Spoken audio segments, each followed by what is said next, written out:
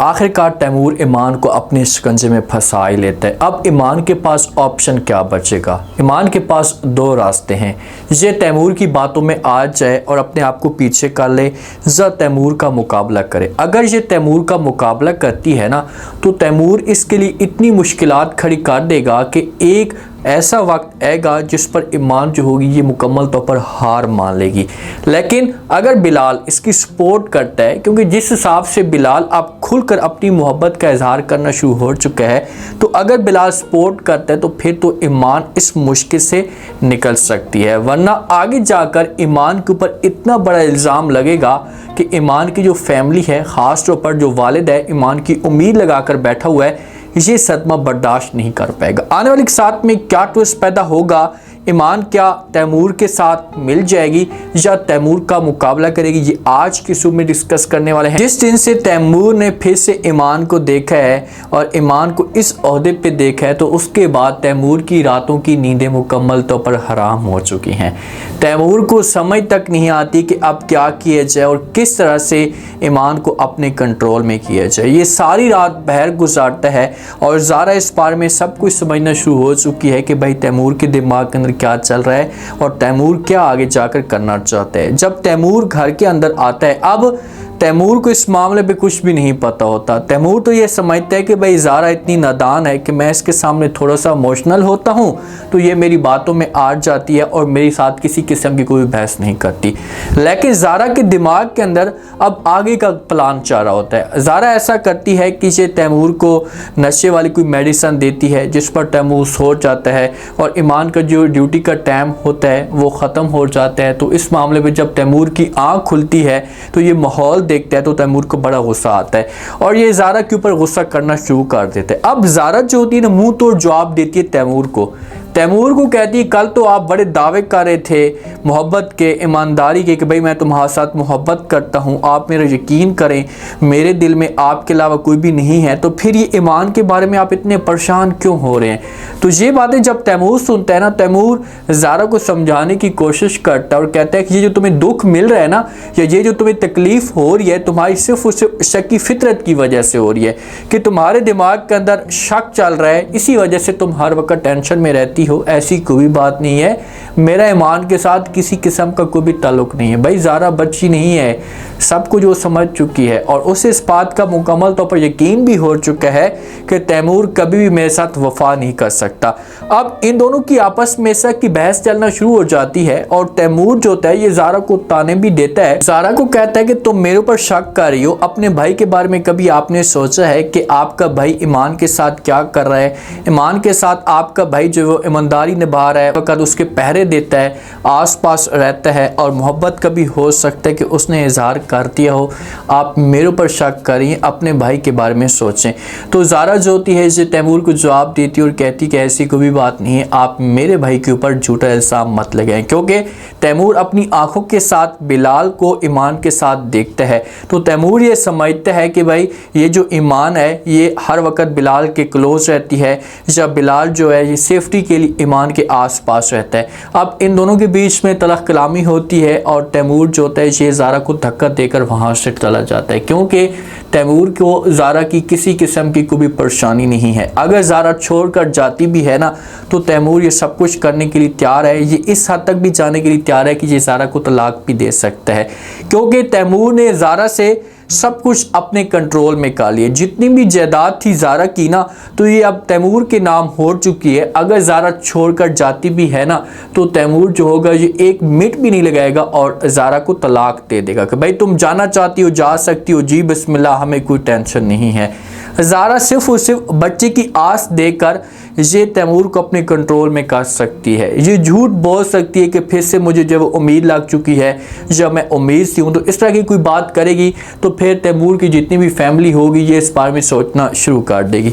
जो लैला होती है, लैला बार बार तैमूर को समझाने की कोशिश करती है और इसने भी अपनी मोहब्बत का इजहार कर दिया। ये तैमूर को कहती कि तैमूर तुम्हें क्या लगता है कि अगर मैं आगे जाने के लिए तैयार हूँ तो कोई भी बंदा मेरे साथ कदम से कदम मिलाकर चलने के लिए तैयार नहीं नहीं होगा, मैं सिर्फ और सिर्फ आपकी आस पे बैठी हूँ, तो आपने ये नहीं समझना कि मेरे साथ कोई बंदा मौजूद नहीं है। हाँ, मैं आपके साथ मोहब्बत करती हूँ, आपके अलावा किसी और के बारे में सोच भी नहीं सकती।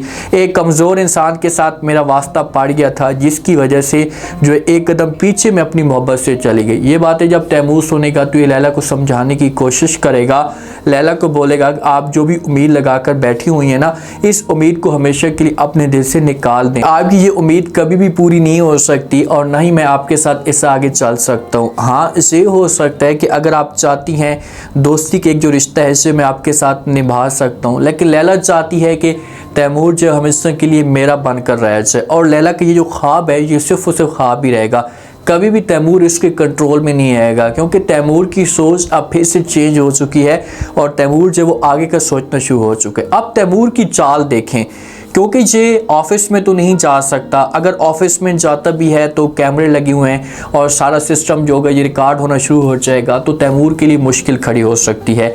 और ऑफिस में जाता भी है तो बिलाल की इतनी तेज़ निगरानी है ईमान के ऊपर कि अगर तैमूर किसी किस्म की कोई भी गेम डालने की कोशिश करता है तो बिलाल जो होगा ये खुलकर एक्शन लेना शुरू कर देगा। तो इसी वजह से तैमूर ऑफिस में कोई भी बड़ी गेम नहीं डालना चाहता। ये अब बड़ा बैग होता है पैसों से भरा हुआ, अब असली होते हैं या नकली अब ये तो नहीं पता, लेकिन ये बैग लेकर पहुंच जाता है ईमान के घर में। ईमान के घर में जाता है और ये टेबल पे बैग रख देता है और आराम के साथ सोफे पे बैठ जाता है। ईमान आती है, अब ईमान ऑफिस से छुट्टी करके हो सकता है कि आ रही है और इससे पहले पहले तैमूर पहुंच चुका हो। जब ईमान देखती है तो ये तैमूर को बड़ी हैरान और परेशान हो जाती है। ईमान के ऊपर अब यहाँ पर बड़ा इम्तिहान है। ईमान जब देखती है तो तैमूर को कहती है कि तैमूर आखिरकार तुम चाहते क्या हो, तुम्हें मसला क्या है। तो ये बात जब तैमूर सुनता है तो ईमान को कहता है कि मैं सिर्फ और सिर्फ तुम्हें चाहता हूँ, तुम्हारे अलावा किसी को भी नहीं चाहता। तो ईमान जो ये इनकार कर देगी और तैमूर को बोलेगी घटिया इंसान चले जाए यहाँ से, मैं आपकी शक्ल भी देखना चाहती, और अगर मैंने जो वो यहाँ पर पुलिस को बुला लिया तो आपको धक्के देकर बाहर निकाल दिया जाएगा। तो आगे से तैमूर जो होता है ये ईमान के करीब आता है, इसका हाथ पकड़ता है, कहता है कि ये देखो बैग पैसों से भरा हुआ, तुम्हारे लिए ये बैग मैं तुम्हारे ऊपर लुटा सकता हूँ और तुम्हें इतने पैसे दे सकता हूँ कि आप अपनी ज़िंदगी जो होगी इसे सुकून के साथ गुजारेंगी।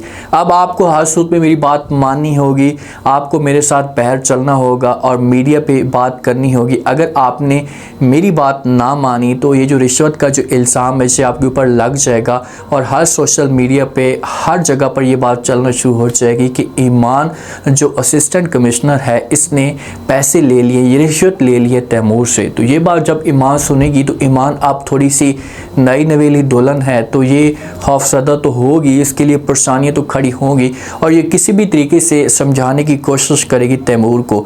यहाँ पर ईमान के ऊपर बड़ा इम्तिहान है। ईमान के ऊपर इम्तिहान ये है कि अगर ईमान जो ना ये तैमूर की बातों में आ जाती है, फ़र्ज़ करेगी ये डर जाती है, बातें मान लेती है और ये तैमूर को कहती है कि ठीक है आपकी बात में मानने के लिए तैयार हूँ, और ये बाहर चली जाती है सोशल मीडिया पे, क्योंकि तैमूर तो ब्लैकमेल करेगा कि तुम मेरी बात मान जाओ, मेरे कंट्रोल में आ जाओ, आज की किसी किस्म की कोई भी बात नहीं करेगा। ईमान के ऊपर इम्तिहान ये आएगा और ईमान को हर सूरत में इस इम्तिहान से पास होना होगा। ईमान को चाहिए कि इसे मुंह तोड़ जवाब दे और ये तैमूर को बोले कि क्योंकि इसकी सोच और इसकी मंजिल साफ़ है, इसकी नीयत में कुछ भी ऐसा खोट नहीं है, तो ये इनकार करते और ये तैमूर को बोले कि भाई आपने जो कुछ भी करना है, जहाँ पर भी बात चलवानी है चलवा लें, मुझे कोई इतराज़ नहीं है, मैं आपके साथ नहीं चलूँगी और ना ही मैं किसी किस्म की कोई भी बात आपकी मानूंगी। तो यहाँ पर इल्ज़ाम तो तैमूर लगाएगा, लेकिन एक दफ़ा मेरी जो प्रेडिक्शन है ना, ये एक दफ़ा ईमान के लिए मुश्किलात ज़रूर खड़ी होंगी। ईमान एक दफ़ा दलदल में ज़रूर फंसेगी। अब देखते हैं कि इस मुश्किल से ईमान अपने आप को जो वो कैसे निकालती है। आज को किसी भी तरीके से बड़ी पार्टी है तो ये ऊपर वाले बंदे के साथ मिलेंगे, मुलाकात करेंगे और आज को ये लोग छुड़वा लेंगे कुछ टाइम के बाद। लेकिन तैमूर इस मामले पे खुश नहीं होगा। तैमूर तो कभी भी नहीं चाहेगा कि आज जो वो बाहर आ जाए। अगर आज बाहर आता है तो ये फिर ईमान को नुकसान पहुंचाने की कोशिश करेगा, और जिस वक्त ये ईमान को नुकसान पहुंचाने की कोशिश करेगा ना तो ऐन उसी वक्त तैमूर की एंट्री होगी और तैमूर और आद के बीच में जो मामलात होंगे ये ख़राब होना शुरू हो जाएंगे। बिलाल ने अपनी मोहब्बत का इज़हार भी कर दिया, ईमान की फैमिली के साथ जाकर बात भी कर ली कि मैं ईमान के साथ शादी करने के लिए तैयार हूँ। अब देखते हैं कि आगे से ईमान का क्या रिस्पॉन्स आता है, क्या ये शादी से इनकार कर देगी। उम्मीद है आज का रिव्यू, आज के टीजर आप लोगों को पसंद आया होगा। आपने कमेंट सेक्शन में लास्ट में आपको क्या लगता है, क्या नेक्स्ट आने वाले के साथ में चेफो तैमूर की बातों में ईमान आ जाएगी? अगर आती है तो उसके बाद तैमूर क्या करवाएगा? अगर इनकार करती है तो तैमूर कौन सा ईमान के ऊपर इल्ज़ाम लगवाएगा? लास्ट में फीडबैक।